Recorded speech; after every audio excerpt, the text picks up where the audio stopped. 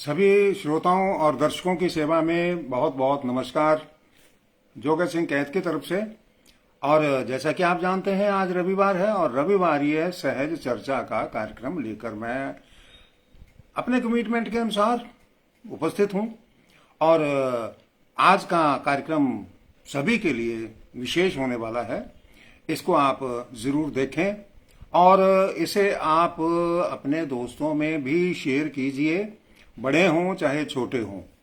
मैंने चरणजीत कौर, डॉक्टर चरणजीत कौर को इनवाइट किया है। वो अभी जुड़ भी गई हैं मेरे साथ और हम उनसे सीधी चर्चा शुरू करेंगे।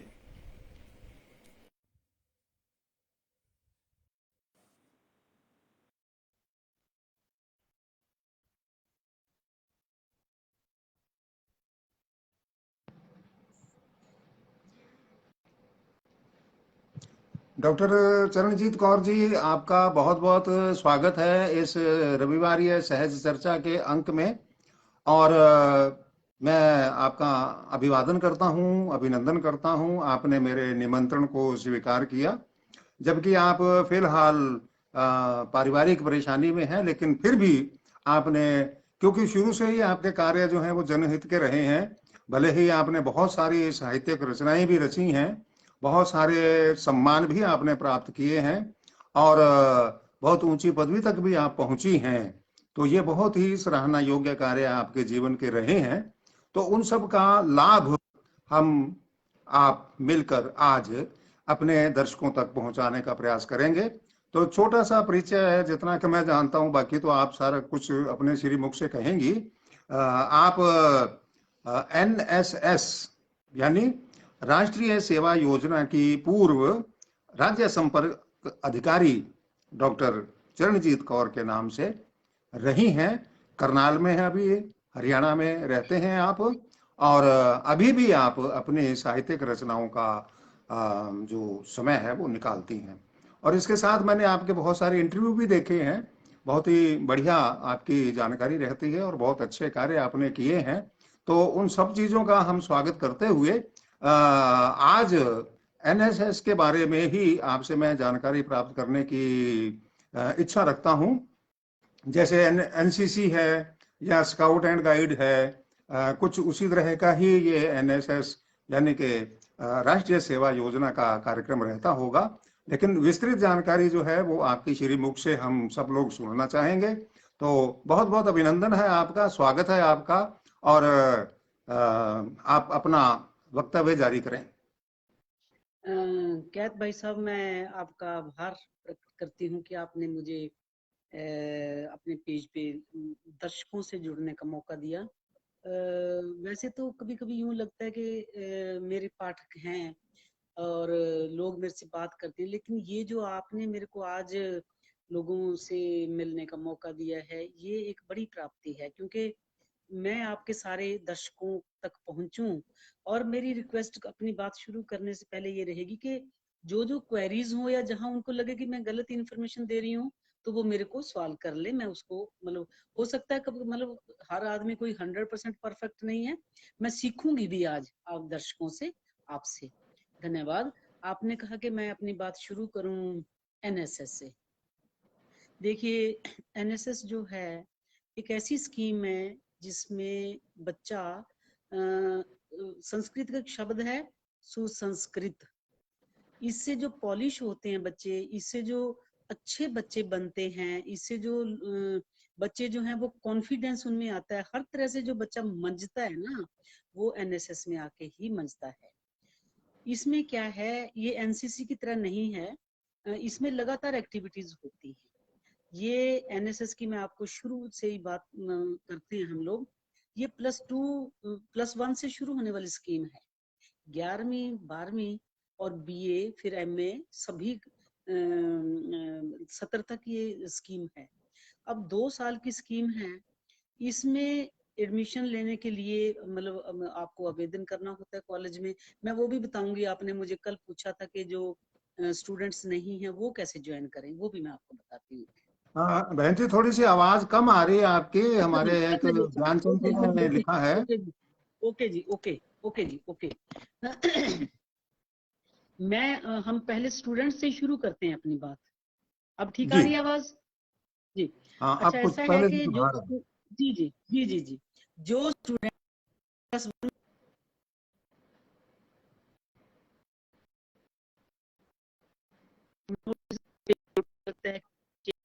चाहते हैं, जो एनसीसी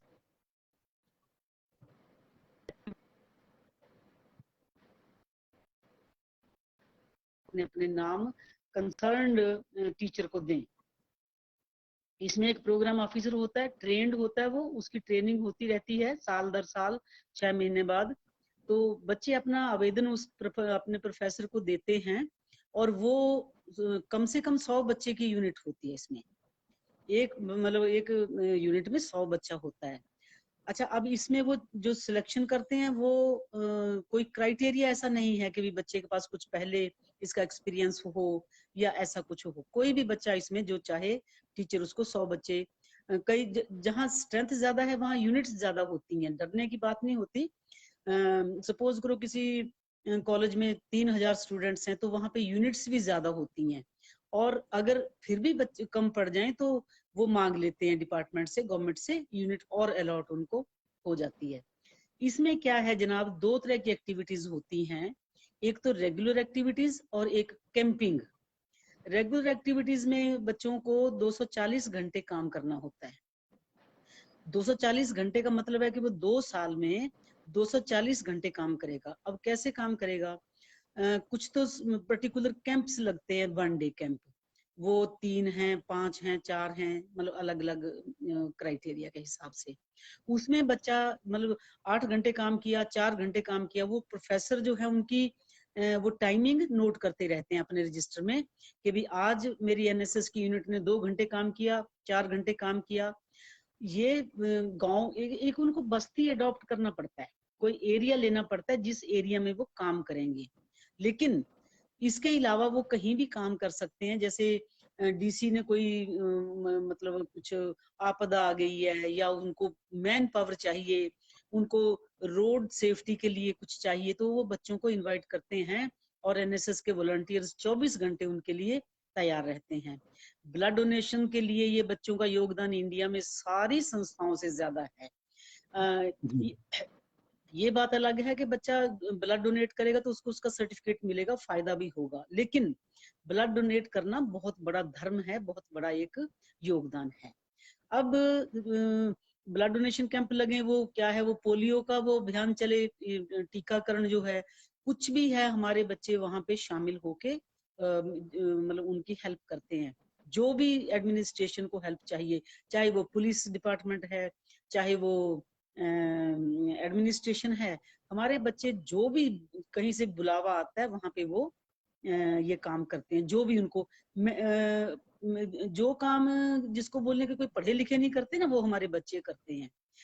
जिसको बोलो जी कि लेबर लेबर का काम जो है, हमारे बच्चे कोई शर्म नहीं करते। उनको आप झाड़ू पकड़ा दो, उनको आप कसी पकड़ा दो, उनको आप कीचड़ में खड़ा कर दो, वो बच्चे हेल्प करते हैं। और ऐसी ऐसी हेल्प करते हैं हमारे बच्चे कि वो नेशनल अवार्ड भी प्राप्त कर लेते हैं। अब हम कह रहे जी थे कि 240 घंटे बच्चे ने पूरे करने हैं, वो 2 साल में पूरा करना होता है। कैंप्स लगते हैं, कहीं जाना होता है। फिर ये नहीं है कि भी सारे बच्चे डीसी ने बुलाया तो 100 के 100 बच्चे चले जाएंगे। डीसी को 10 चाहिए, एडमिनिस्ट्रेशन को 20 चाहिए, 30 चाहिए, 1 चाहिए, तो वो उस हिसाब से बच्चे, फिर उन्हीं की हाजिरी लगती है। फिर अगले वाले प्रोग्राम में दूसरे वाले ग्रुप जाएगा, दूसरा बच्चा जाएगा। ये तो जी रहा रेगुलर एक्टिविटीज का, है ना। अब जो कैंपिंग है, इसमें 2 कैंप मिनिमम लगाने जरूरी हैं बच्चे को। वो 7 डेज के कैंप होते हैं। उसमें सेंट्रल गवर्नमेंट की वो हैं गाइडलाइंस के भी, बच्चे वहीं रुकेंगे दिन रात, वो घर नहीं आएंगे। तो हम लोग क्या करते हैं कि लड़कियों का, जो दूर दराज की लड़कियां हैं, या तो हमारा सोसाइटी अभी इतना डेवलप नहीं है, बच्चियों को परमिशन नहीं दी जाती, या कई दफे सिक्योरिटी पॉइंट ऑफ व्यू से भी कई गांव में स्कूल इतने इंटीरियर में जाके होते हैं, रिस्क को कवर करने के लिए हम बच्चियों को रात को भेज देते हैं कभी कभी, लेकिन उसकी परमिशन डिपार्टमेंट से लेनी पड़ती है। अब ये बात ध्यान से सुनेंगे, सपोज करो आप के स्कूल बड़ा इंटीरियर में है और वहां लड़कियों की सेफ्टी नहीं है, सिक्योरिटी नहीं है, उसके लिए दो इंतजाम हो सकते हैं। नंबर एक तो वो जो पंचायत है वो जिम्मेवारी लेके भी हम लड़कियों की उसके लिए सिक्योरिटी सेफ्टी के लिए योगदान देंगे, या वो पुलिस को बोले कि भी आप 2 पुलिस वाली रात को हमारे पास भेजो। कभी कभी क्या होता है कि पेरेंट्स बिल्कुल तैयार नहीं होते, अब बच्चियों को इच्छा होती है कि भी हम एनएसएस में रहें, उस कंडीशन जी में जी फिर वो परमिशन लेते हैं डे कैंप की। इस बात को ध्यान से सुनना, जो डे कैंप की परमिशन होती है उसका पैसा अलग है, डे एंड नाइट का पैसा अलग है, ठीक है जी। फिर वो उसी हिसाब से बिल। अच्छा, इसमें हम लोग ना इतना हार्ड एंड फास्ट वो नहीं करते कि भाई क्योंककि बच्चियों ने किसी दिन कुछ अच्छी चीज खानी है, या बच्चों ने मतलब किसी दिन उनको लाइट खाना है, फिर सपोज करो बच्चों ने कहीं टूर पे जाना है, तो बच्चे बोलेंगे जी आज का दिन हम खाना घर से ले आएंगे और उन्हीं पैसों से जो हमारा रोटी का पैसा है ये हमें आप घुमा लो। अगल बगल जाते हैं, दूर ज्यादा नहीं जा सकते कैंप के दौरान, ठीक है जी। अब ये 2 कैंप और 240 घंटे काम करने के बाद बच्चे को एक सर्टिफिकेट डिपार्टमेंट इशू करता है, डायरेक्टोरेट, चाहे वो स्कूल है चाहे कॉलेज है, उनका डायरेक्टोरेट लेवल पे कॉलेज के मतलब जो है हायर एजुकेशन का, वो वहीं से उनका सर्टिफिकेट बन के आता है। अब वो सर्टिफिकेट ता जिंदगी बच्चे के काम आता है। 5% उसको हर कहीं उसके नंबर जुड़ेंगे उसके, वो कहीं पे भी अप्लाई करेगा, सपोज करो उसके 60% नंबर हैं और वो 65 का एलिजिबिलिटी उसका बन गया।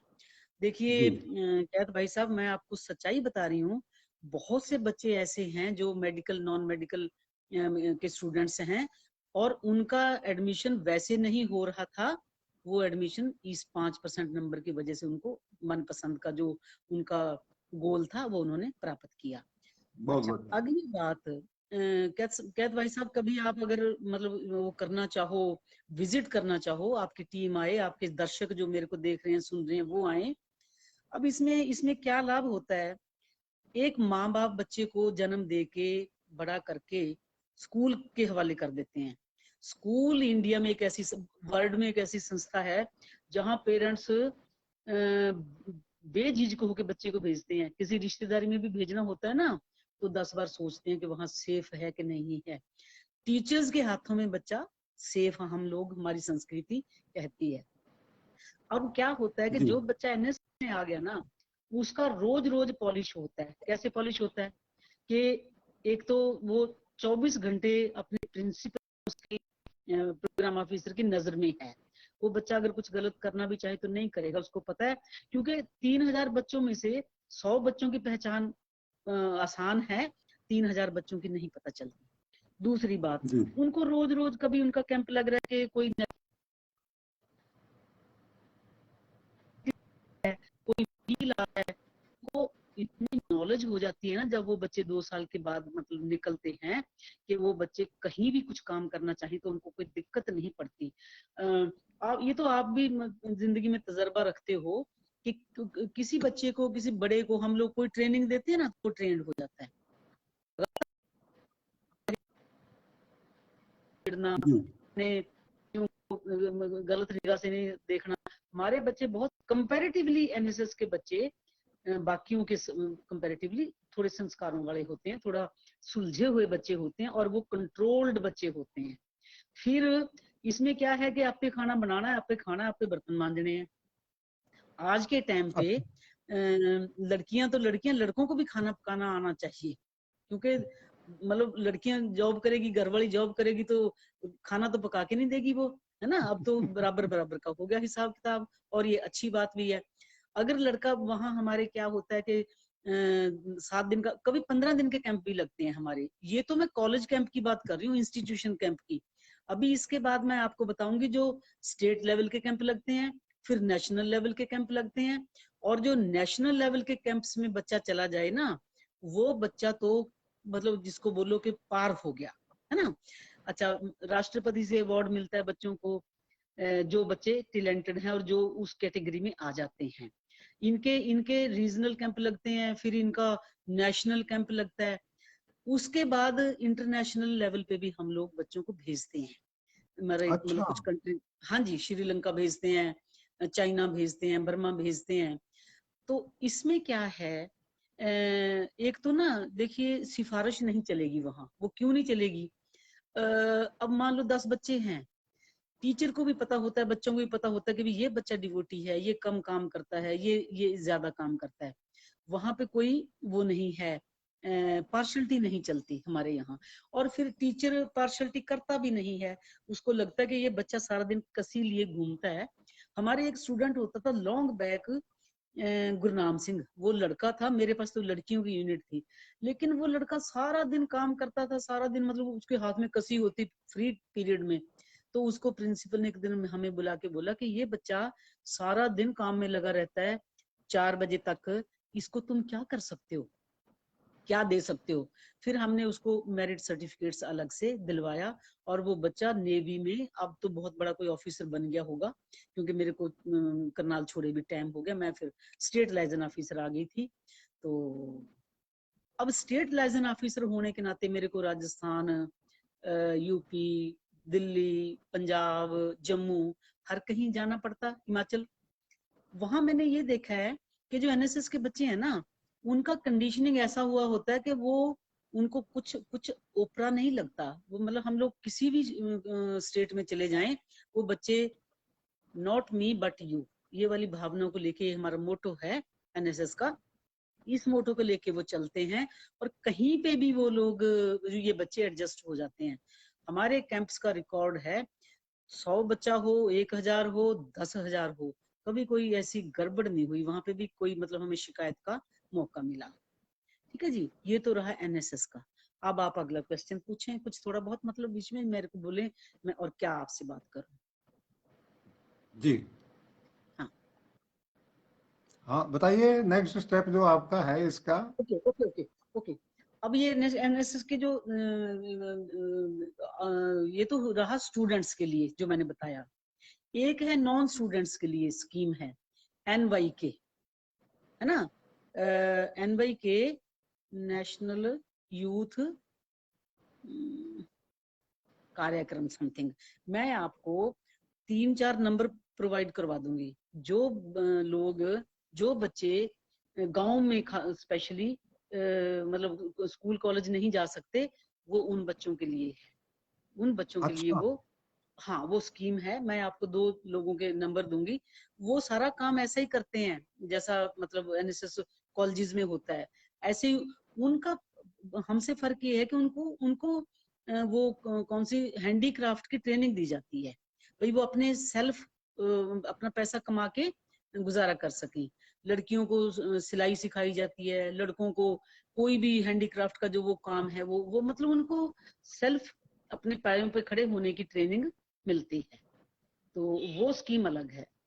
एक इंटरनेशनल लेवल के लॉन्ग बैक 90-95 साल के होके वो पूरे हुए हैं, डॉक्टर SN सुब्बाराव। ये जो डॉक्टर SN सुब्बाराव हैं, ये ऐसी शख्सियत रही है जो कि संविधान के बनाने वाले लोग कमेटी में भी ये शामिल रही है इनडायरेक्टली। फिर ये जो भी प्रधानमंत्री आते रहे हैं हमारे, जब से देश आजाद हुआ, ये सभी के साथ इन्होंने मिलकर काम किया है। उस वो बंदा एनएसएस में था, उसने प्राइवेट एक संस्था एनएसएस के बराबर की खड़ी करी है ना, वो है एनएसएस ही है वो भी, लेकिन वो डायरेक्ट कोई काम करना इसमें एनएसएस सर्विस जिसकी व्यक्ति वो, उन्होंने आपको अपनी अचीवमेंट बता दूं, डॉक्टर SN सुब्बाराव बुजुर्ग थे, लेकिन फिट बिल्कुल, मतलब कोई कह नहीं सकता था वो। उनका एक अपना सिस्टम था, उन्होंने सुबह जूस पीना है, दोपहर में उन्होंने एक चपाती खानी है, रात में, मतलब उनको जितना मर्जी कह लो, वो अपना रूटीन नहीं तोड़ते थे, इसीलिए वो फिट थे, योगा करते थे, सब कुछ। अब मेरे से वो पता नहीं बहुत प्यार करते थे, मुझे नहीं पता क्यों। मैंने एक दिन उनसे पूछा कि बाबू जी आप मतलब मुझे क्यों इतना प्यार करते हो? वो बोलता पता क्यों? तू कहता मुझे खाने के लिए मजबूर नहीं करती, भाई खाना ओ। खाओ खाना खाओ। और दूसरा कहता आप मेरी मेरे मेरे उसका नींद का ध्यान रखती हो, मेरी नींद का। मैंने कहा बाबूजी ऐसा है, ये मैं ना, अगर मेरे को कोई ज्यादा खाने को बोले तो मैं दुखी हो जाती हूँ, इसलिए मैं किसी को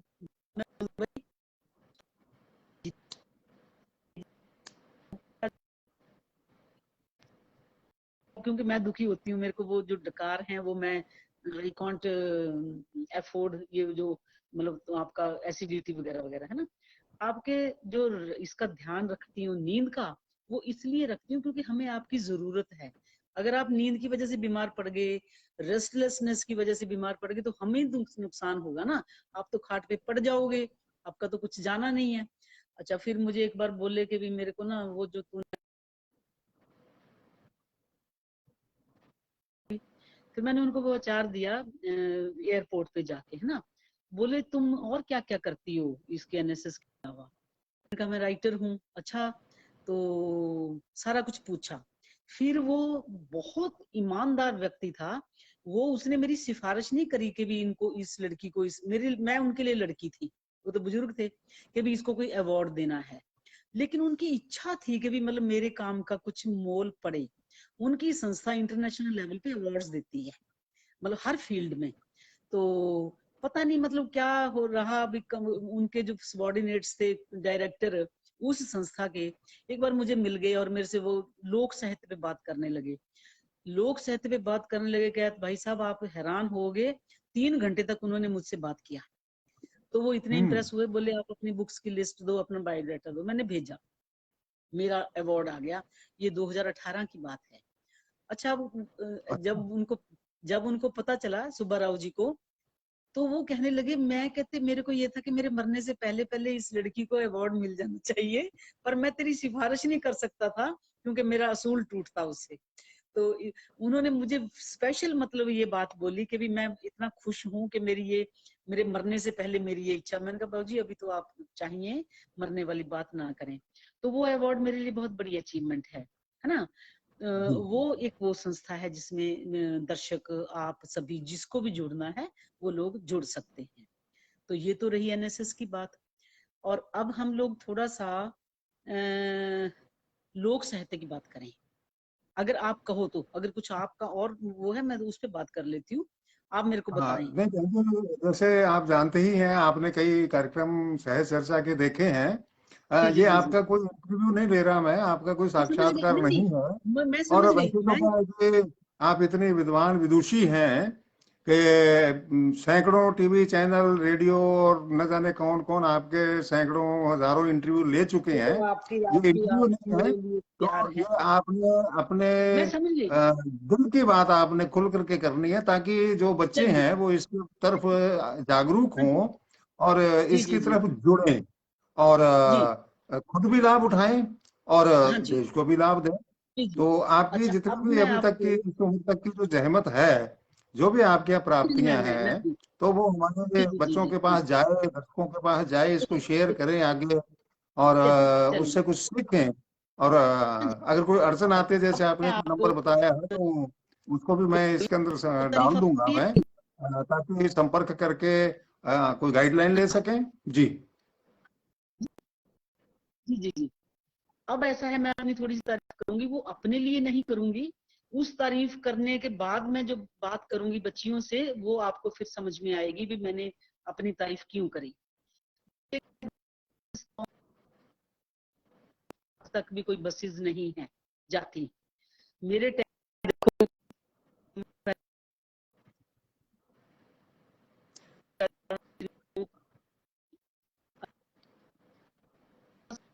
थोड़ा नेटवर्क की प्रॉब्लम की वजह से थोड़ी आवाज साफ 10 नहीं आई, इसको मेरे बोलने के बाद आप दोबारा उसको शुरू करें बात को। अच्छा, ओके ओके, अब आ रही है आवाज? अब आई? हाँ जी। आवाज आई क्या हाँ, थोड़ा? बीच में थोड़ा नेटवर्क की प्रॉब्लम ओके। में कभी गड़बड़ हो जाती है, उठा ऊपर नीचे हो जाती है आवाज। जी। अच्छा अच्छा, मेरी मेरी सुषमा जोशी बहन मेरी देख रही है इसको। सुषमा जोशी एक कोऑर्डिनेटर हैं कानपुर यूनिवर्सिटी में। वो इतनी,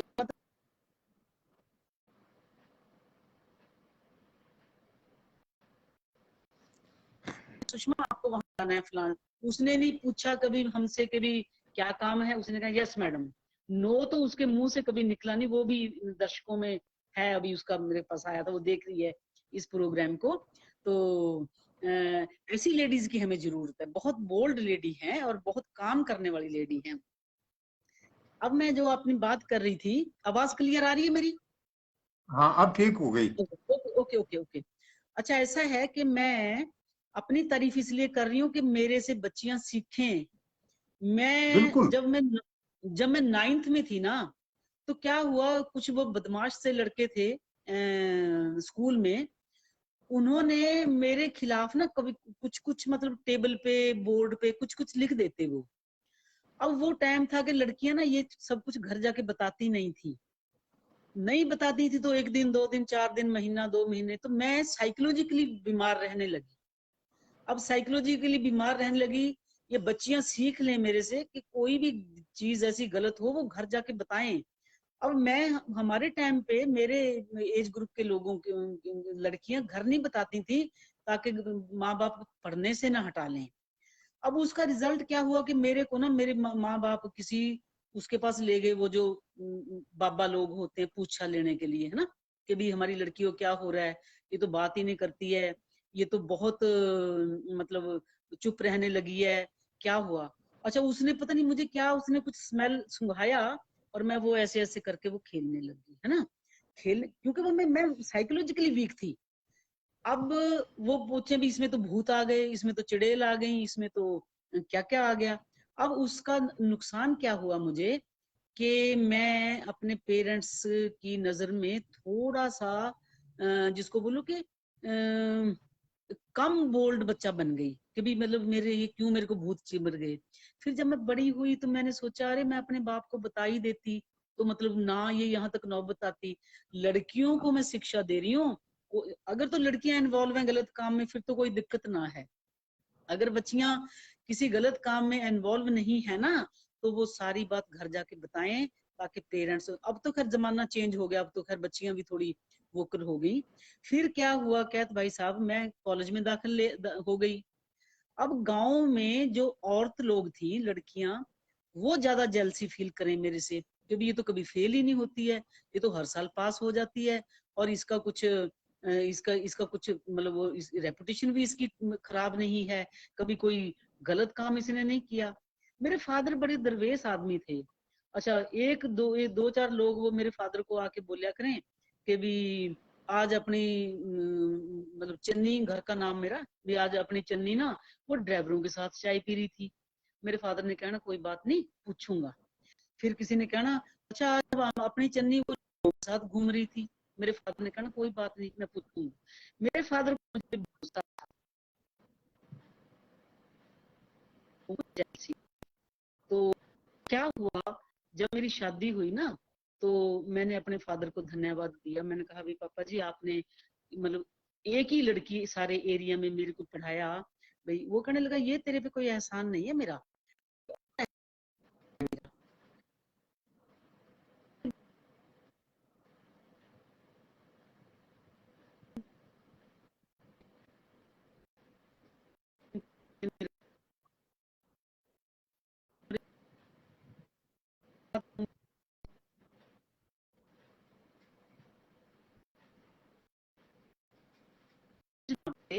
और वो अक्सर ना हो जाए, बहुत लड़की की तरह नहीं हुआ है। ये मेरे डॉक्टर फादर की चरणजीत कौर जी, अभी थोड़ी आवाज मफल्ड हो गई है, तो ये ड्राइवरों देखो की अब चाय से अब जो है वहां से थोड़ी गड़बड़ हो ओके गई थी, तो उसको ओके थोड़ा ओके दोहरा दें ओके, आप। मैं कहूँ, मेरे फादर को लोगों ने आके कहना झूठा मूठा कि भी आज तो हम अपनी चन्नी तो ड्राइवरों के साथ चाय पी रही थी। फादर ने कहना कि कोई बात नहीं, मैं बात करूंगा, उसको डांटूंगा, समझाऊंगा। फिर किसी ने कहना कि आज तो अपनी चन्नी वहां लड़कों के साथ घूम रही थी। पापा जी ने फिर कहना कि कोई बात नहीं, मैं समझाऊंगा। तो बहुत लोगों ने मेरे फादर को आके बोला, और ड्राइवर कंडक्टर मेरी शराफत की वजह से मेरा इंतजार करते थे कि लड़की लेट ना हो जाए, और मैं भाग भाग के जाती, भाग भाग के जाती। फिर वो मेरे फादर को बोलते, गुड़िया ने थोड़ा जल्दी भेज दिया करो, भाई बाकी लोग फिर मतलब लेट होते हैं, है ना। तो बहुत प्यार करते थे वो, लेकिन लोग जलते थे गाँव के सारे, है ना। उनको था कि ये क्यों पढ़ रही है, ये क्यों हर साल पास हो जाती है, इसका तो कभी फेल भी नहीं सुनते, इसका तो कभी कंपार्टमेंट भी नहीं सुनते। अब जब मेरी शादी हुई ना, मैंने अपने फादर को बोला कि पापा जी आपने मुझे पढ़ाया लिखाया, मैं लेक्चरर लगी, प्रोफेसर बन गई, इसके लिए मैं आपका धन्यवाद। बोलते नहीं, ये कोई धन्यवाद करने की बात नहीं है, इसमें क्या खास बात है, वो तो हमने जन्म दिया, बच्ची को पढ़ाया लिखाया, तू पढ़ गई, तू नौकरी पे लग गई। कहते एक और एहसान है मेरा तेरे पे। मैंने कहा वो कौन सा? बोलते जब तू कॉलेज जाती थी, यूनिवर्सिटी जाती थी, मुझे किसी ना किसी ने रोज आके कहना कि आज हमारी चन्नी कहाँ घूम रही थी, कहाँ घूम रही थी। वो कोई बोले फिल्म देख रही थी, और मेरी लड़की को तो फिल्म का, थिएटर के आगे का भी नहीं पता कि थिएटर में घुसते कैसे हैं। तो कहते मैंने वो बातें तेरे को बताई तक नहीं, ताकि तेरे दिमाग पे कोई बोझ ना आए, तेरे दिमाग पे मतलब कोई अपसेट ना हो। अब इसके पीछे ये जो मेरे फादर की स्टेटमेंट है, उसके पीछे मेरा योगदान है। मैंने अपने बाप की पगड़ी को कभी मतलब दागी नहीं किया। लड़कियां जो हैं, लड़कियां इस बात से सीख लें कि अगर वो बाप की इज्जत रखती है ना, तो फिर वो बाप भी उनको बहुत प्यार देता है ना।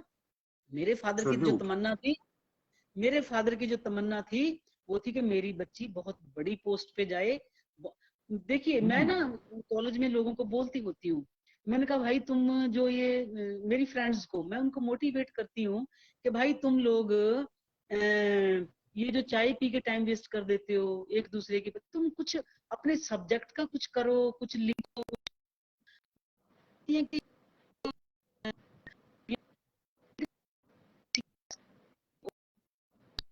गॉड गिफ्ट हो सकता है, मतलब ऐसे अगल बगल घूम के और गली में बैठ के इधर उधर, तो मैं भी शायद ऐसे ही टाइम पास करती। लेकिन मैं इस बात से खुश हूँ कि मेरे को, देखो मेरे हस्बैंड पैरालिसिस पेशेंट है ना, बच्चे मेरे बाहर हैं।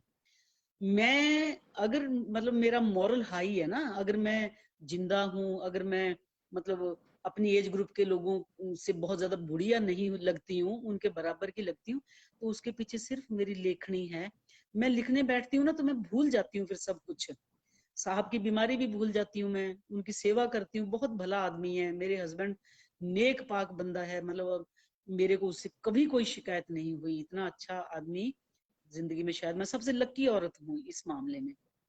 तो ये रहा कि मतलब अगर लड़कियां अपने पेरेंट्स की इज्जत का ध्यान रखें आज भी, तो वो पेरेंट्स का मतलब वो मेरे मेरे फादर जैसे वो कहेंगे कि भी किसी की बात पे भरोसा नहीं करेंगे। ठीक है ना। देखिए कैत भाई साहब, मैं 1987 से 87 से 90 तक मैंने फील्ड वर्क किया। उस टाइम पे मैं यंग थी, बच्चे मेरे मेरी माँ के पास थे, मैं अकेली थी। साहब शिमला होते थे उन दिनों में, एसडीओ थे उस शिमला। अब मैं यंग एज में, उस टाइम पे कोई गाड़ियां नहीं होती थी हमारे पास, है ना। बस में जाना, गांव में कोई फोन नहीं होते थे कि पहले एडवांस में उनको इन्फॉर्म कर दिया जाए, जाके सीधा सरपंच को बोलना कि जी मैं आई हूँ लिखने के लिए। इतना उत्साह होता था लोगों में। मैंने सारे हरियाणा का मतलब फील्ड वर्क किया। लोगों को वो मैं कभी ऑफिसर बन के नहीं गई, किसी को नहीं पता था कि ये कोई नौकरी करने वाली लेडी है या ये कौन है, कहाँ, किसी ने नहीं पूछा कभी। और मैंने कभी अपने आप को उनसे बेहतर नहीं शो किया वहां, उनके बीच में घुस के। और मेरी प्राप्ति है कि मेरे पास 3 ट्रंक अभी भी भरे पड़े हैं, वो जो मतलब मैंने नोट किया फील्ड वर्क। और मैंने उसमें से 3 किताबें तो अभी पीछे आ गई हैं, घोड़ियां आ गई, सुहाग आ गए, और सुहाग और घोड़ियों पे रिसर्च आ गई है। लेकिन मैंने एक बात वहां नोट करी कि अगर हम लोग अपने आप को सोचते हैं ना कि भी मैं सोचूं, आप सोचो, कोई भी एबीसी, क्योंकि हम तो बहुत पढ़े लिखे लोग हैं, हम तो टैलेंटेड हैं, ये गांव की औरतें, इनको तो कुछ नहीं पता, ये तो दिस दैट। लेकिन जब आप वहां जाके उनका टैलेंट देखते हो ना, फिर आपको पता चलता है कि आप तो कुछ भी नहीं हो। मुझे मतलब मैं ऐसे की ऐसे बैठ जाती उनकी बात सुन के। उनके पास कितना पौराणिक ज्ञान है, माने माइथोलॉजी, इतनी माइथोलॉजी का ज्ञान है। वो मुझे कोई सुहाग नोट करवाती ना तो मेरे को वो समझ में नहीं आता। सुहाग जैसे एक सुहाग था, हमारी कितनी दिशाएं हैं अपनी, आपके हिसाब से कैद साहब? 4 4 दिशाएं हैं। ज्यादा से जी। ज्यादा लोग जो ज्यादा ज्यादा पढ़े लिखे हैं वो कहेंगे 8 दिशाएं हैं, उससे ज्यादा पढ़े लिखे बोलेंगे 10 दिशाएं हैं, लेकिन जो गांव की औरत है उसके पास 11 दिशाएं हैं, 11। तो मैंने हम्म। वो सुहाग सुन के मैंने उनको पूछा कि भी ये आपको कहाँ से इतना नॉलेज हुआ, मेरे को तो समझ में नहीं आ रहा। फिर वो सुहाग तो मेरे को अब जुबानी याद नहीं है, कोई आप मेरे को दोबारा से मौका दोगे तो मैं वो सुहागों पे बात करूंगी, घोड़ियों पे आपको मैं उसका मीनिंग बता देती हूँ। वो लेडी मुझे बोली, कहती ब्रह्मा के कान से 10 कन्याएं उपजी, कहती ब्रह्मा के कान से 10 लड़कियां पैदा हुई और वो ब्रह्मा के पास आके खड़ी हो गई कि पिताजी हमें हमारी मनपसंद का वर घर दो, है ना। सुहाग से जोड़ना था ना उन लेडीज ने, सुहाग जो लड़की की शादी पे गाए जाते हैं। तो कहते फिर ब्रह्मा ने क्या कहा कि भी तुम जिस दिशा में जाना चाहो चली जाओ। अब 8 तो दिशाएं हैं, 8 दिशाओं में 8 लड़कियां चली गई। अब 2 आके उसके पास खड़ी होगी कि हम कहाँ जाएं। फिर उसने 2 और दिशाएं बनाई, एक आकाश और एक पताल। ठीक, 10 दिशाएं हो गई। फिर कहते अब 10 दिशाएं हो गई, जहां वो सेंटर है उनका, ऐसे क्रॉस करो ऐसे क्रॉस करो 10 दिशाओं को, सेंटर है उसको मध्य दिशा हो गई, वो तो 11वीं दिशा हो गई। कहते फिर वो जो जो उसके विदाई के टाइम पे ना लड़कियां लड़की को सांत्वना देती हैं, आप सुन के हैरान हो जाओगे। वो कह रही हैं कि ये तो 11 दिशाएं तो ब्रह्मा जी ने अपनी बेटियों के लिए बनाई, तेरे पिता ने तेरे लिए एक तो दिग्पाल ढूंढ दिया, दिग्पाल माने दूल्हा, घर वाला। और उसने दिग्पाल ढूंढे थे ब्रह्मा जी ने, तो लेडीज उसको कह रही हैं कि आपके फादर ने आपके लिए ये जो दिग्पाल ढूंढ दिया, अब तू अपनी ससुराल दिशा की तरफ जा। वो उस दिशाओं में नहीं भेजी लड़की जो ब्रह्मा की लड़कियों के, ससुराल दिशा एक 12वीं दिशा बना दी उन्होंने। मतलब मैं हैरान होगी कि ससुराल दिशा की तरफ तू जा अपने, ठीक है। फिर वो मेरे को बताती हैं कि कभी आप मेरे को आज तो आपने एनएसएस पे बात करने का मतलब आप अपना था ना मेन, कभी आप घोड़ियां और सुहाग पे बात करें तो मैं आपको वो पढ़ के सुनाऊंगी, फिर पहले ही उनको मैं नोट करके रख लूंगी ना। देखिए लड़का जो है, घोड़ियां लड़के की शादी पे और लड़की की शादी पे सुहाग गाए जाते हैं। दोनों की रचयिता औरत है, लेकिन लड़के को सुपर दिखा दिया, लड़के के खानदान को सुपर दिखा दिया, लड़की को नीचा सेकेंडरी स्टेटस दे दिया। कोई सुहाग ऐसा नहीं है जिसमें लड़की फर्स्ट नंबर पे खड़ी दिखाई दे, और कोई घोड़ी ऐसी नहीं है जिसमें वो लड़का सेकेंडरी हो। अच्छा, आपको ताजुब होगा, जो लोकगीत हैं, संस्कार लोकगीत जिनकी बात कर रहे हैं, वो कमाल की बात करते हैं। औरत कितनी अवेयर्ड रही है। वो अनपढ़ थी आज से 200 साल पहले, वो पाँव की जूती थी आज से 2 साल पहले, वो उसकी चोटी के पीछे मत थी 200 साल पहले, है ना।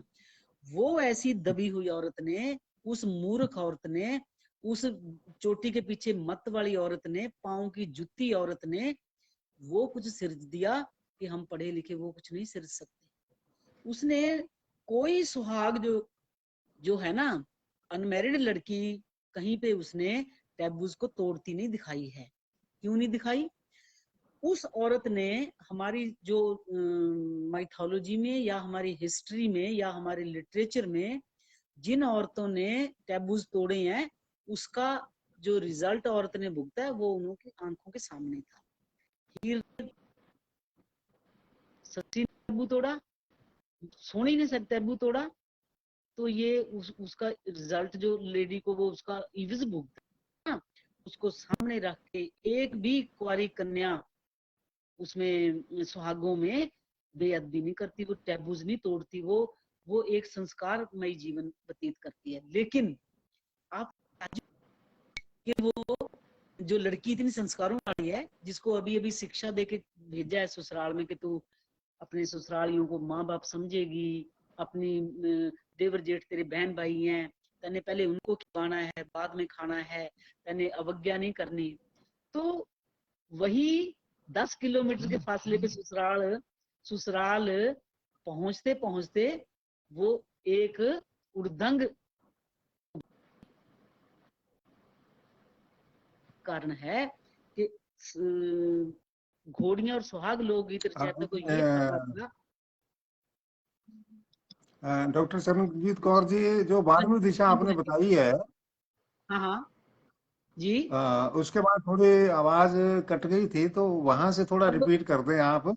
और प्रेम मंडा जी कह अच्छा रहे हैं कि अद्भुत बात कही है आपने, जो ससुराल वाली दिशा की बात बताई जी है जी जी आपने। जी, वो इनको प्रेम मंदा जी को बोल दो कि जिस दिन आप मेरे को दोबारा से, मतलब हम लोग खाली लोक साहित्य पे काम करेंगे ना, लोक गीतों पे, मैं इसको और भी डिटेल फिर मैं जब वो आपको बोल के सुनाऊंगी ना, तो ये मतलब प्रेम भाई साहब उसका और ज्यादा लुत्फ उठाएंगे, है ना।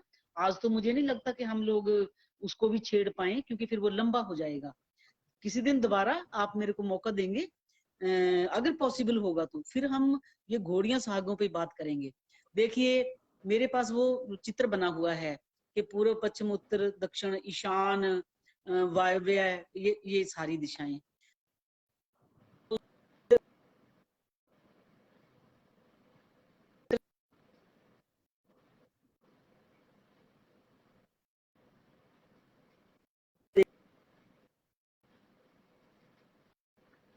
पसंद आज वर ये थोड़ा नेटवर्क ब्रह्मा की आपको तरह। परेशान कर रहा है, बीच बीच में आवाज कट रही है आपकी। अच्छा ऐसा क्यों हो रहा है? मेरे पास आपकी आवाज बिल्कुल सही आ रही है, या कुछ नेटवर्किंग की दिक्कत हो मेरा रही है? वाईफाई से कनेक्टेड है सर, मैडम। क्या बोले? क्या मेरा कह जो रहे हो? सेट है ये वाईफाई से कनेक्टेड है, हाँ हाँ हाँ। नेटवर्क से नहीं है। अच्छा तो फिर क्या हो रहा है ये?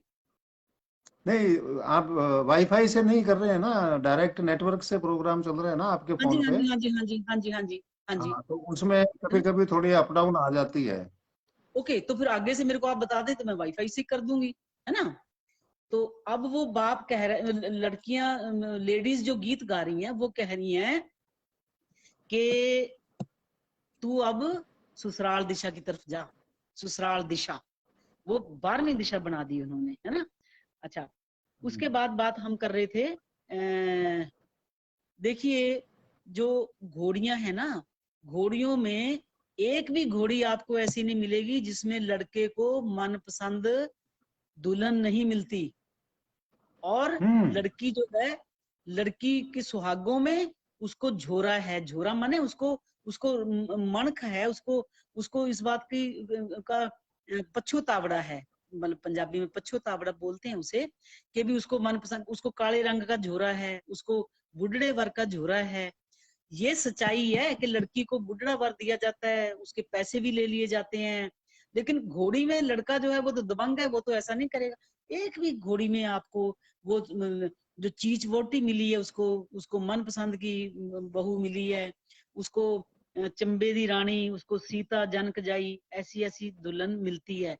ये हमारी साइकोलॉजी है औरत की, क्योंकि गीत तो औरत ने ही सिरजे हैं। वो चाहती तो उसको भी लंगड़ी दे देती, उसको भी कोई घोड़ी ऐसी नहीं मिलेगी। कैथ भाई साहब, ये जो लोकगीत प्रेम नंदा जी मंदा जी बोल रहे हैं कि लोकगीत मेरा पसंदीदा विषय, ये मेरे से बात कर लें, फोन इनको बेशक आप दे दें, तो मैं इनको जितना मेरे से बन पाएगा मैं इनको गाइड भी कर दूंगी। और हो सकता है ये मुझे गाइड करें, मुझे पता नहीं इनका, मतलब हाँ, एक दूसरे को हम लोग। सुनीता बिश्नोई जी जी जी, भी देख रही हैं, ये भी चलो आपका हाँ, नंबर मांग दे रही है। देना दे देना दे देना इनको आप हाँ, मेरा कोई मैं नंबर। दे दूंगा। हाँ जी हाँ जी। अब चक्कर क्या है, कैद भाई साहब, लोग ना फील्ड वर्क नहीं करते। लोग फील्ड वर्क नहीं हम्म। करते।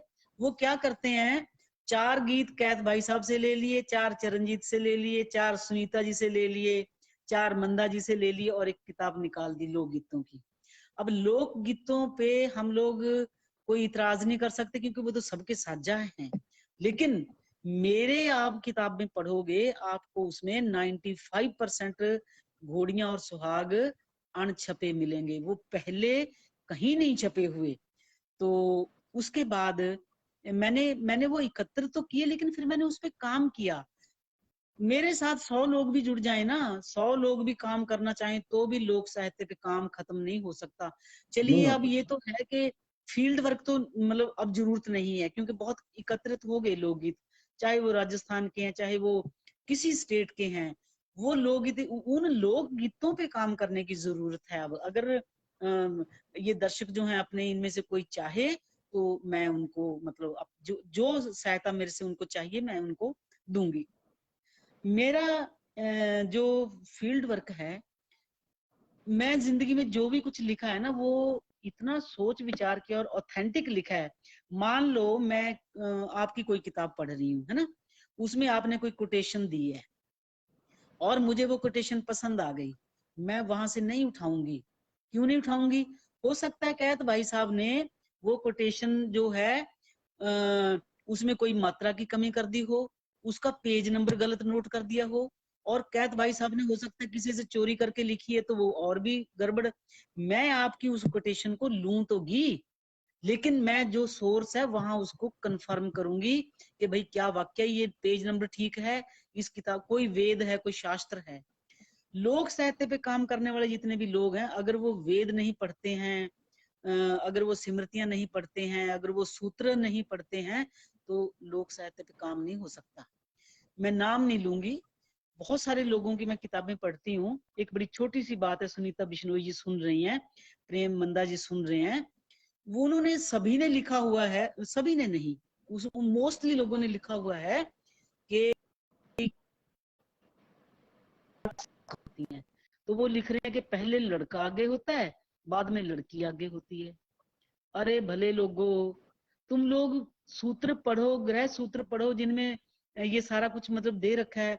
रामायण ही देख लो तुम, उसमें उसका सीता स्वयंवर देख लो, वो जब शादी होती है तो तुम किसी पंडित से मिलो। मैं तो राजस्थान, क्या है आपका ये उत्तरांचल, गढ़वाल, जम्मू, हरियाणा, हिमाचल, इन लोगों के अनपढ़ पंडितों से मिली हूँ, पढ़े लिखे पंडितों से मिली हूँ, कर्मकांडी पंडितों से मिली हूँ, सबसे मिलके कंफर्म कर करके मैंने लिखा है। अब 4 लामा हैं धर्म की, पहली अर्थ, काम और मोक्ष। पहले 3 में औरत की प्रतिनिधित्व रहती है तो औरत आगे होगी, लड़की आगे होगी। मोक्ष की जो है वो बाहर जाना है, वो आदमी की जिम्मेवारी होती है, तो चौथे लाम में आदमी आगे होगा। और ये भी हैरानी की बात है कि अगर 7 लामा है तो लड़की 4 लामा लेगी, लड़का 3। अगर 4 हैं तो लड़की 3 लेगी, लड़का 1। आप लोगों को वेदों शास्त्रों ने हमारे कंपैरेटिवली कम लामा दिए हैं, उन्होंने हमें मान दिया है वेदों शास्त्रों ने। उन्होंने कहा कि आदमी को इतनी ज्यादा लामा की जरूरत नहीं, वो लेडी जो है वो मतलब उसको मतलब हमें हमें चाहे मनुस्मृति है चाहे सूत्र है, औरत को उन्होंने इज्जत मान भी दिया है, औरत को प्रेफरेंस भी दी है। ऐसा नहीं है कि खाली निंदा ही की है, ये बात नहीं है। लेकिन हमें जरूरत है रूट तक जाने की। जब तक हम रूट तक नहीं जाएंगे ना, अभी मेरे पास किसी की हिमाचल प्रदेश से बुक्स आई, मैं कहती हूँ कमाल का काम किया है, कमाल का काम किया है मतलब लोक साहित्य पे। लेकिन ये जो लोक साहित्य पे काम करना है, जब तक आप फील्ड वर्क नहीं करोगे। अब आजकल मैं आपको एक अपनी एग्जांपल देती हूँ। मैं आप तो पंजाब में रह रहे हो इस टाइम, एक ना पंजाब में, हरियाणा में, हिमाचल में, सॉरी हिमाचल में नहीं, राजस्थान में, 3 स्टेट्स में एक ना दोहे लगाए जाते हैं। दोहे लगाए माने हेरे हैं, वो उनको लगाया जाता है, गाया जाता है, उनको बोलते हैं हेरे लाए जाते हैं, माने गाए जाते हैं। अब वो हेरे क्या हैं? वो दोहे का रूप है लोक रूप। दोहा जो है ना, 13 + 11 मात्रा हो गई, दूसरी लाइन में 13 + 11, कबीर के दोहे हैं, फरीद के हैं। लेकिन इसमें जो लोक दोहा है, औरतों द्वारा गाया जाता है, इसमें वो बंदिश नहीं है कि भी 13-11 ही हो, 13-11 ही हो। उसमें क्या है, अपने हिसाब से उसको मतलब मोल्ड किया है। अब उसमें मैंने मैं पढ़ रही थी, किसी विद्वान ने लिखा कि दोहा और दोरा, दोड़ा एक ही चीज है। दोरा और दोड़ा दोनों एक ही चीज है, लेकिन जमीन आसमान का अंतर है। फिर मेरे को दुख होता है कि लोग बगैर किसी पूछ पड़ताल के, बगैर कुछ पढ़े लिखे PhD किए हुए लोग हैं वो जिन्होंने लिखा है ये, तो मतलब तुम लोग भाई देखो, फॉर्म ऑफ लिटरेचर है, फिर आगे उसके रूप हैं, भाई मैं ऐसा नहीं कर सकती हूँ। एटलीस्ट मेरी किताबों में आपको ना ये वाली विसंगतियां एटलीस्ट नहीं मिलेंगी। तो जी जी दर्शकों को मैं एक और भी, आप मुझे बता देना कब मुझे वाइंड अप करना है, मेरे को बता देना कहते भाई साहब, वाइंड अप करना है जी जब मुझे, तो आप मुझे बता दें, है ना। अब चक्कर क्या है, ये जो मेरे दर्शक देख रहे हैं मुझे, अगर ये मेरी किताब को हिंदी में ट्रांसलेट करना चाहें तो ये कर सकते हैं, क्योंकि मेरा जो काम है वो है पुआध पे, पुआध का जो हमारा एरिया है वो हिंदी हरियाणवी कल्चर वाला है। अगर कोई चाहे तो भाई वो मेरे लोकगीतों, मेरी किताब को वो ट्रांसलेट कर सकता है। जी उसके बाद कभी कभी मेरे को यूं भी लगता है कि ये इतना समुद्र है, इसमें इसमें हम लोग उतर के इस समुद्र में गहराई तक जाके हीरे मोती निकाल के ला सकते हैं, लेकिन लोग मेहनत करना नहीं मांगते, बिल्कुल नहीं मांगते। मैंने तो एक ग्रुप बनाया लोक साहित्य का, मैंने अपील की लोगों को कि भाई आप अपनी दो दो, अपनी किताब की दो दो कॉपियां मेरे पास भेजो, ताकि मैं उन पे स्टूडेंट से आगे काम करवा सकूं। किसी ने नहीं भेजी, सिंगल बंदे ने नहीं किताब भेजी मुझे, है। फिर मैं सोचती हूँ कि मैं इनको प्रमोट करना मांगती हूँ और ये प्रमोट होना नहीं चाहते, फिर मैं भी चुप करके बैठ जाती हूँ, भी चलो कोई बात नहीं, है ना। देखो 30 साल तक तो पढ़ाया है कॉलेजेस में, यूनिवर्सिटीज में, है ना। अब उसके बाद क्या है कि स्टेट लाइजन ऑफिसर चली गई, एनएसएस स्टेट लाइजन ऑफिसर।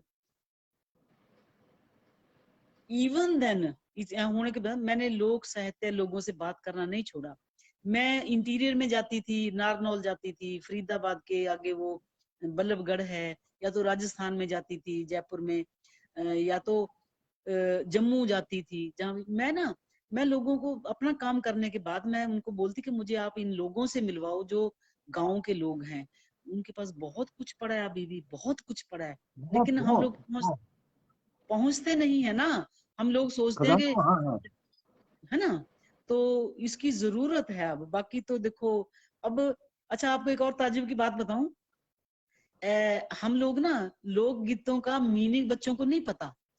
अब मैं आपको कल बता रही थी कि मैं गांव में गई ना, मैंने उनको एक सींठनी सुनाई, सींठनी, ਜਾਂਦੀ ਕੁੜੀਏ ਚੱਕ ਲਿਆ ਬਾਜ਼ਾਰ ਵਿੱਚੋਂ ਚਾਂਦੀ, ਨੀ तेरे नालों बांदरी चंगी ਜਿਹੜੀ ਨਿਤ ਮੁਕਲਾਵੇ ਜਾਂਦੀ।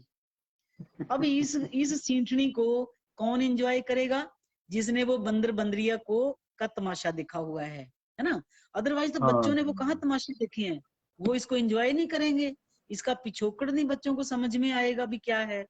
फिर मैंने उनको पूछा कि भाई कोठी तपामा फेरमी, कोठी तपामा फेरमी, गिन गिन देनिया वार निमाए, है ना। अब मैंने उन लड़कियों से पूछा कि भी कौन सी कोठी की बात हो रही है, बोलते ये जो रहने वाली कोठी है। मैंने कहा नहीं, वो कोठी की बात हो रही है, कोठी कुठले, जिसमें अनाज भरने के लिए औरतें बनाती थी घर में माटी से, है ना। तो अब तो ड्रमियां आ गई। कहने का मतलब है जब तक आपको किसी लोकगीत की बैकग्राउंड नहीं पता ना, तो तब तक आप उसको एंजॉय नहीं करोगे। एक बार नहीं कर कोई फॉरेन से हमारे पास लोग आए और हीर का उन्होंने जिक्र छेड़ा। वो कहने लगे कि भी एक लड़का एक लड़की दोनों आपस में शादी करना चाहते हैं, तो तुम्हें फट्टे में टांग अड़ाने की क्या जरूरत थी, तुमने क्यों रोका उनको, है। भाई बात भी ठीक है उनकी, हीर रांझे से शादी करना चाहती है, रांझा हीर से शादी करना चाहता है, हमने खाम खाई फट्टे में टांग अड़ाई ना। लेकिन हमारे टैबूज, हमारा सोशल सेटअप वो हमें परमिशन नहीं देता इस बात की। अब अंग्रेज लोगों को तो फर्क नहीं पड़ता, फॉरेनर्स को तो, है ना। हमारी जो जी जनरेशन थी वो टैबूज को नहीं तोड़ती थी, आपको भी पता है। टैबूज तोड़ने हमारे लिए बहुत एक तरह से जिसको बोलो कि गुनाह हो जाता था। अब इस टाइम पे क्या है, बच्चों को ना टैबूज का पता, बच्चे लिव इन में रह रहे हैं, बच्चे शादी वो शादी करना नहीं मांगते, क्योंकि शादी के बाद जिम्मेवारी होएगी, रेस्पॉन्सिबिलिटी होएगी, जी जी बंधन होगा। अब तो दोनों रह रहे हैं ना, उसको उसके माँ बाप से कुछ लेना देना, रिश्तेदारों से ना, उसको बस इंजॉय करो, चमरस इंजॉय करो, पैसा इंजॉय करो और छुट्टी। ये चीजें इन द लॉन्ग रन जाके साइकोलॉजी वीक करती हैं, समझ गए ना। जी जी शादी, गृहस्थ, ये बहुत जरूरी है। हमारे संत महात्मा सारे सभी ने तो गृहस्थ जीवन जिया है, कौन सा किसने नहीं। गुरु नानक जी हैं, 10 गुरु हैं, रामचंद्र हैं, कृष्ण, किसने गृहस्थी नहीं देख मतलब हंडाई है, सभी ने गृहस्थ जीवन व्यतीत किया है ना, कुछ सोच के ही किया होगा कि वो कोई उनका मतलब मकसद क्या था। आजकल के बच्चे जो हैं उनको उनको लोक साहित्य से जुड़ने की जरूरत है, क्योंकि लोक साहित्य में जो कुछ हीरे मोती पड़े हैं ना, वो बंदे की साइकोलॉजी को मोड़ देते हैं, चेंज करते हैं। अदरवाइज तो हमें, जब मैं मतलब मेरे को बचपन दिन से ना, एक और आपको मैं बताऊं, मेरे पे ना मतलब बंदिशें थी। मतलब मेरे टाइम मैं, मेरे फादर, मेरे माँ मुझे घर से बाहर नहीं निकलने देते थे कॉलेज को छोड़ के। वो कभी किसी से मेरी कोई सहेली नहीं थी, वो कहते थे अपना पढ़ लिख, अपना अंदर रह। वैसे भी सरदार फैमिलीज में लड़कियों को बाहर नहीं निकलने दिया जाता। अब उसका नुकसान मुझे क्या हुआ, कोई शादी अटेंड नहीं करी। जब खुद की शादी हुई तो अब ये ना पता चले कि वो जो घूमना है, 4 लावा लेनी है, वो कब उठना है, कब घूमना है और कब बैठना है। मैंने अपनी फ्रेंड को बोला, मैंने कहा भाई देखिए मेरे को फंड नहीं पता, मैंने तो लावा किसी की देखी नहीं है, जब घूमने का टाइम आएगा तो मुझे उठा दियो जब बैठने का टाइम आएगा तो मुझे बिठा दियो है। अच्छा साहब मेरे को बोले ये तो फंडा मेरे को भी नहीं पता क्या है क्या नहीं क्या नहीं है। सो मतलब हम लोग वो जनरेशन, मतलब वो टाइम हमारे वाला जो है ना, बेशक वो आज जितना तूफानी नहीं था, लेकिन हम इंजॉय करते थे लाइफ को। उस टाइम बिल्कुल पे, बिल्कुल। उस टाइम पे आपको हंसी आएगी, मतलब ऐसे मिलना नहीं होता था शादी से पहले, है ना, बहुत कम, कहीं किसी फंक्शन में इकट्ठा हुए। तो हमारी एक फ्रेंड थी रोहतक में, हमसे बड़ी थी वो, 10 साल 15 साल, है ना। तो हंसती होती, कहती चरणजीत आजकल ये बच्चे जो हैं इतना खुल गए हैं, हमारे टाइम पे कहते कहते हाथ भी छू जाए ना तो वो बड़ी प्राप्ति होती थी कभी शादी से पहले मिले हैं और हाथ छू लिया, वो उसी में खुश होते थे, भैया हमने बहुत बड़ी मार मार ली लेकिन वो जो टाइम था ना, वो संस्कारी टाइम था। उसमें उसमें आज की तरह साइकोलॉजिकली वीकनेस नहीं थी, लोगों की मानसिकता जो है वो बहुत बढ़िया थी, तंदुरुस्ती थी, ये बीमारियां नहीं थी जो अब बीमारियां है ना, ये हमारी खुद की सेड़ी हुई हैं, हमारी खुद की खरीदी हुई हैं जिसको बोलो ना। तो बहुत अच्छे जी, हजारी लाल जी परीख जो हैं वो कह रहे हैं, आप कहावतों पर बात कर रहे हैं, कहावतों में भी बात करेंगी, मतलब जब कभी मौका मिलेगा ना फिर हम कहावतों बिल्कुल पर भी बिल्कुल बात करेंगे। ठीक है जी। बिल्कुल। और आप जो चाहो तो मैं कुछ और भी बोल सकती हूँ।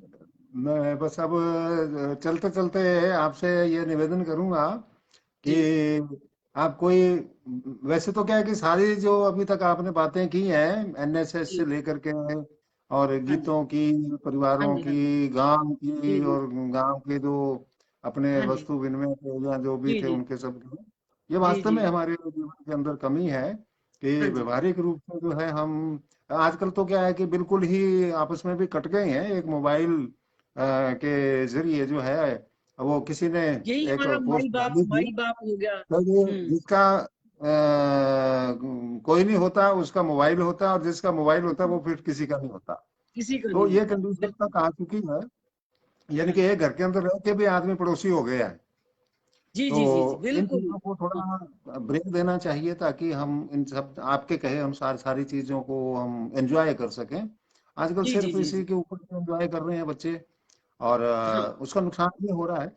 और ठीक है, लोग लिव इन में रह रहे हैं, लेकिन फिर बुढ़ापे में कौन रहेगा, क्योंकि कोई भी कभी भी बाय बाय बाय कर सकता है। तो कोई जी। जरूरी नहीं है, कोई बंधन थोड़ा ही है। तो ये विवाह हजारी लाल शादियां जो परीख जी, है ये आपने मेरी सारे तारीफ इसलिए करी है। है, बहुत बहुत तो धन्यवाद।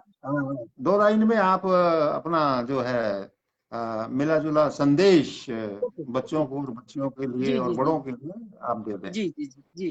देखो बड़ों को तो संदेश देना मतलब मेरे को लगता है कोई जरूरत भी नहीं है, वो तो मेरे जैसे ही सारे हैं, है ना। जो आपकी सोच है वही मेरी। बच्चों के लिए मैं चिंतित रहती हूँ। किस लिए चिंतित रहती हूँ? ये बच्चे जो जिस रास्ते पे चल पड़े ना, इनको ये नहीं पता कि वहां से वापस आने का कोई रास्ता नहीं है। जिस सीढ़ी पे ये चढ़ रहे हैं ना, जब ये छत पे चले जाएंगे तो वो सीढ़ी उठा लेगा कोई, वो सीढ़ी मतलब इनके उतरने का काम नहीं आएगी। और वो छत से इनको कितने दिन जिएंगे ये, वहां ना पानी होगा, ना रोटी होगी, ना माँ बाप होंगे। बहुत ऊंची जितना ये बच्चे इंटेलिजेंट हैं ना, अगर ये अपने इंटेलिजेंस को किसी ढंग से किसी अच्छी जगह पे लगाना चाहे ना, तो ये कुछ बन सकते हैं। लेकिन कहते भाई साहब, हम लोग जब सर से पानी ऊंचा चला जाता है ना, तब हम लोग जागते हैं, फिर जागने का कुछ फायदा नहीं होता। बच्चे अब जी बहुत मतलब पेरेंट्स से जिसको बोलो कि क्या दूर हो कि गया। बेवाफर हो रहे हैं। दूर दूर तो कोई बात नहीं, हो जाए, लेकिन वो गलत रास्ते पे चल पड़े हैं। 80% जनरेशन जो है ना, वो गलत रास्ते पे चल रही है, और ये चिंता का विषय है। कोई ऐसे ग्रुप्स बने, कोई ऐसे हम लोग मेंटोर बने, या तो कुछ ऐसी सोशल वर्कर्स बन के हम इन बच्चों को अगर अभी भी इनकी बाजू पकड़ के पीछे खींच लें तो शायद कुछ बन पाए। अदरवाइज ये बह जाएंगे, ये किसी ऐसे कीचड़ भरे समुद्र में बह जाएंगे कि हमें पछताना पड़ेगा। तो आपने जी मुझे मौका दिया, आपका तो धन्यवाद करती ही हूँ, साथ में दर्शकों ने जो प्यार दिया है, सभी नमस्कार बोल रहे हैं, सभी लोग सुन रहे हैं, है ना। पता नहीं कैसा बोली हूँ, ये लोग जो मुझे सुन रहे हैं, इन सभी का भी तहे दिली से धन्यवाद। दोबारा हम लोग बिल्कुल अगर बिल्कुल। दर्शक चाहेंगे तो लोकगीतों पे स्पेशल बात करेंगे। बिल्कुल जी, धन्यवाद। फिर मैं आपको एक बार फिर कष्ट दूंगा इसके लिए, क्योंकि ये एक बहुत कोई ही बात। महत्वपूर्ण विषय आपने लिया है। हाँ जी, हाँ ये भी बहुत हाँ दूर जी, हो चुके हैं लोकगीतों से। आजकल तो ये डीजे बीजे और जो है ना, हाँ यानी जी, कि हाँ जी, हाँ जी, हाँ जी। अभी एक कमेंट बिल्कुल आया था बिल्कुल कि बिल्कुल। लोग डीजे ने तो लोकगीतों की हाँ जी, महत्वता ही खत्म कर दी जी है। जी जी जी जी जी। उसका जो आनंद है ना, वो कर खत्म कर दिया है। हाँ, तो निश्चित रूप से वो बिल्कुल बहुत ही बिल्कुल। महत्वपूर्ण विषय होगा सभी के लिए हाँ और जी, सभी स्टेट के जी लोगों जी के जी लिए जी। लोकगीतों का, उसके लिए हाँ अपने एक हाँ और कार्यक्रम कर लेंगे। हाँ और जी, हाँ जी। आप व्यस्तताओं में थी आज, क्योंकि आपके श्रीमान जी हैं वो हॉस्पिटलाइज्ड थे। फिर भी आपने कमिटमेंट के अनुसार आज दर्शकों के लिए समय दिया, अपना अमूल्य समय दिया। और निवेदन करना चाहूंगा कि जैसे ही समय मिले तो ये जितने भी कमेंट्स आए हैं, क्योंकि अभी हम किसी के नाम नहीं पढ़ सके, दोनों ही नहीं पढ़ सके, और जी जी जी जो भी जी। उन्होंने लिखा है उसके बारे में अपने कोई हाँ उत्तर जी, हाँ नहीं जी, दे सके। तो जी आप जी बाद जी। में जैसे समय मिले आपको एक एक दो दो हाँ करके उनको लाइक कीजिएगा, और उनके जी। रिप्लाई जो भी आप जैसा हाँ उचित जी, हाँ जी, समझे वो कर करूंगी, बिल्कुल दीजिएगा। करूंगी, बिल्कुल मैं भी करूंगी। करूंगा। और हाँ जी, ताकि क्या सुषमा है कि सुषमा आगे। कंग्रेचुलेशंस बोल रही है। सुषमा हाँ जी जी कंग्रेचुलेशंस दे रही है दीदी। जी मेरे जी। को, मेरी छोटी बहन है। इसका भी आप इंटरव्यू करें ना कभी, ये भी कमाल की बात करेगी एनएसएस पे, ये किनका बहुत जी? डिवोटी है। किनका? सुषमा जोशी है, जो सुषमा जोशी मेरे को, अपनी, हाँ जी, हाँ है मेरे ना। को नंबर दे दीजिएगा इनका। मैं भेजती मेरे हूँ, से मैं बात, भेजती हाँ हूँ, मैं मेरे से भेजती बात कर लें हूँ। जी जी तो जी जी। बात करके अपने आगे का कोई हाँ, कार्यक्रम।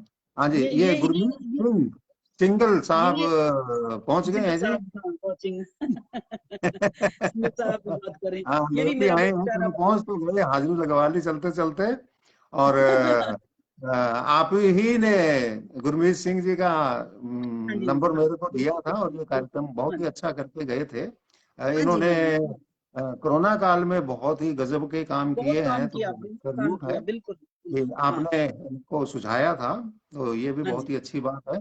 तो अभी मैं मैं आपको सुषमा डॉक्टर सुषमा चरणजीत का कौर मैं जी, मैं आपको, आपका बहुत बहुत अभिवादन करता हूँ, बहुत बहुत धन्यवाद देता हूँ कि आप इतनी व्यस्तताओं के बावजूद भी दर्शकों के लिए समय जुटा पाई। बस आज और ये मैं कार्यक्रम अब जो है, साहब की वजह से आप आप, अपने जितने भी जानकार हैं जी, उनमें शेयर कीजिएगा, बांट दीजिएगा। Thank you. और ये कार्यक्रम हाँ, मेरे करूंगी। मेरे फेसबुक वॉल पे भी रहेगा, फेसबुक पेज पे भी रहेगा, कू ऐप के ऊपर भी ठीक है, रहेगा, और ठीक है, ट्विटर पर भी रहेगा, और मेरे ठीक, यूट्यूब चैनल पे भी, पांचों प्लेटफॉर्म के ऊपर ये कार्यक्रम अभी थोड़ी देर में ठीक, डाल दूंगा।